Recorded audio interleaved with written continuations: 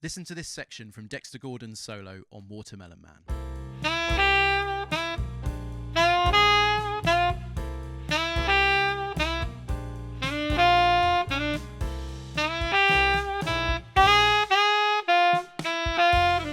Those chords are changing every bar. That's when most players think they need to play more notes, faster lines, more scales, more information.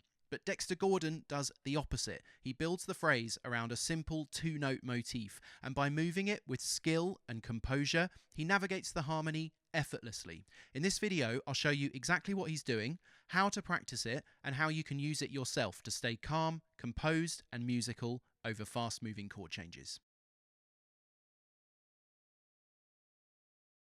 Listen to this. This is the two-note motif over the first chord. Now listen to what happens when the chord changes. Then the chord moves back again, and so does the shape. Then the chord moves again, and so does the shape, but in a different direction this time. Then it returns back to where we started again. And finally, it resolves.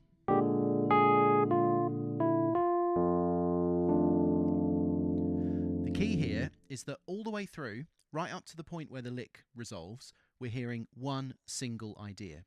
He doesn't abandon it when the chords change, he adjusts it. And by adjusting it in just the right way, he doesn't need any more than two notes to spell out the moving harmony. So let me show you exactly what's going on. The phrase comes from Dexter Gordon's solo on Watermelon Man from Herbie Hancock's album Takin Off. It's early on in the solo, midway through the first chorus. The two chords we're dealing with here are concert C7 and B-flat-7. I've put the notes on screen for transposing instruments. I'm going to go through it in concert pitch, but I've made a free PDF that explains everything clearly, so you can take your time over it. And it also contains all the notes that you'll need in all transpositions, so you can try this out on any instrument. There's a link in the description. So the sequence goes like this: C7, B-flat-7, C7, B-flat-7, C7 again, B-flat-7 again, and finally it resolves to F7. But we don't need to worry about F7 for now. We're going to focus on the bit going back and forth from C7 to B-flat-7.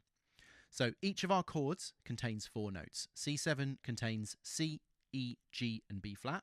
And B-flat-7 contains B-flat, D, F and A-flat. So on the first chord, C7, Dexter plays just two notes, and they both come from the chord C7. It's an E and a G. And here's his two notes.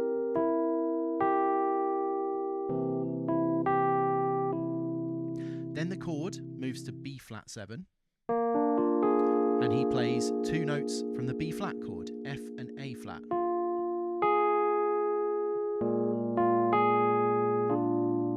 Then the chord moves back to C7, and the notes move back to where they started. It's the same two notes as before, E and G from C7. So notice what's happening. When the chord moves down from C to B-flat, the notes move up.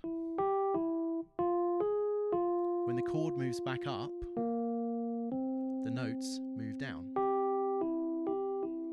That's called contrary motion, and you hear it everywhere in music. It's deeply satisfying.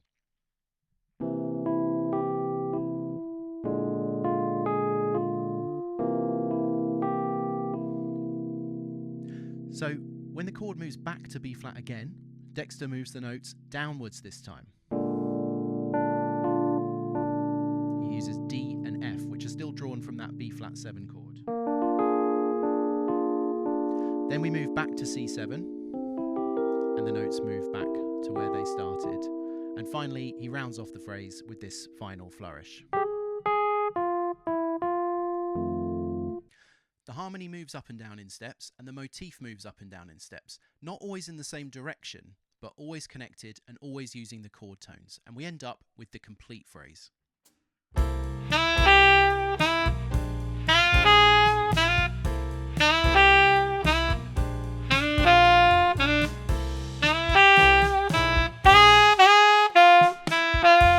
Isn't that such an elegant elegant solution to fast-moving chords. A real master doesn't need to prove that they can shred through every scale on every chord, and Dexter Gordon certainly can if he wants to. But the confidence to say something clear and complete with just 2 notes, that is musicianship. So how can you practice this yourself? First, learn the phrase. It's written out in the PDF. But don't stop there. The goal here isn't just to copy Dexter, it's to understand the logic and explore the possibilities that this idea offers. So here's a few starting points. First of all, we can search for any other places that we could move that 2-note motif within the chord tones. Let's start where Dexter begins, and we'll see how far upwards we can get before we run out of notes.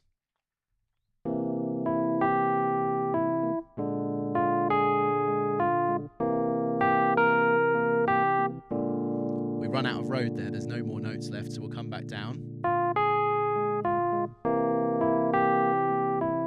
Keep going. We can go lower. And now we've run out of road again, so we come back up again. And now we're back where we started. And we can keep going round.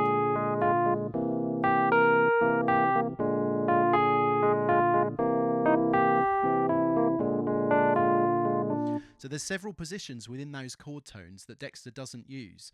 So if we loop the chords C and B flat around and practice moving up as high as we can, just following the logic, bounce off the top, come back down as low as we can, bounce off the bottom, and then keep going back up to the top, we can just get used to moving that shape across the full range of the chords, and then we've got all of those possibilities under our fingers. And we could try using that same logic with our own phrases, invent another phrase with 2 notes and move it through those chords. And once we've got all those positions ready, we've got so many possibilities. So another thing we could try is start in a different place. So in Dexter's version, he starts on E and G.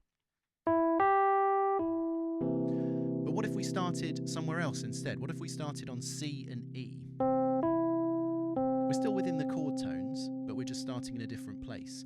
Now Dexter, when he moves his phrase, he goes, he starts on his E and his G, and then he goes up a step, down a step, down, and then up again. So let's take that same directional logic, if you like, but we'll start somewhere else. We'll start on C and E. And we're going to go up, down, down, up.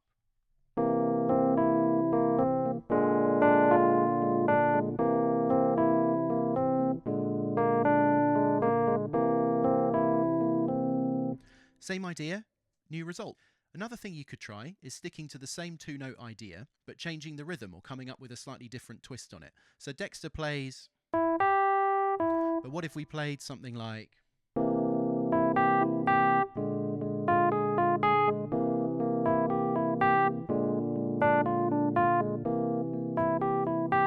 I mean, there's endless possibilities there. That's just the first thing that popped into my head, but you can try out your own ideas and see how it feels.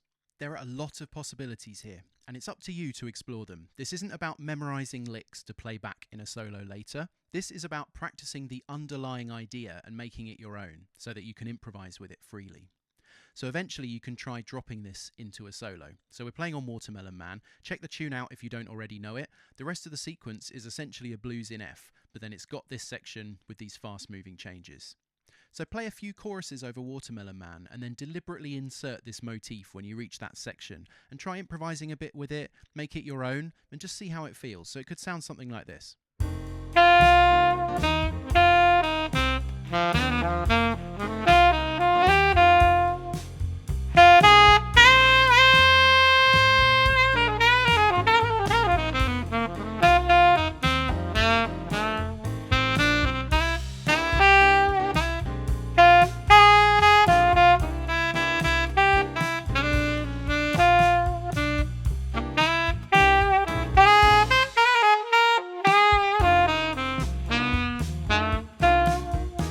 Take your time exploring this idea for yourself. Ideas like this reward patience and experimentation. Some experiments will work and some won't, but that's part of the process. Each attempt sharpens your ear and strengthens your instincts.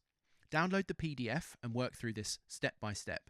And if you do try it yourself, let me know how it feels in the comments. I release weekly videos with practical games like this, designed to turn musical concepts into instincts that you can rely on when you're actually playing.